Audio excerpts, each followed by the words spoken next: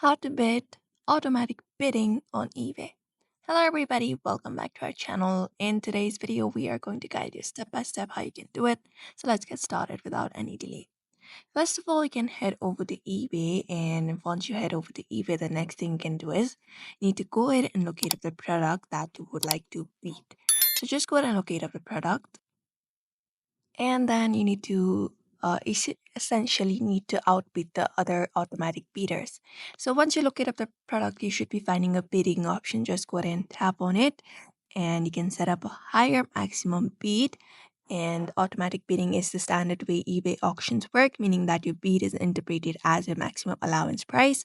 If another bidder has a higher maximum bid, your bid will automatically increase to match or exceed theirs up to the max.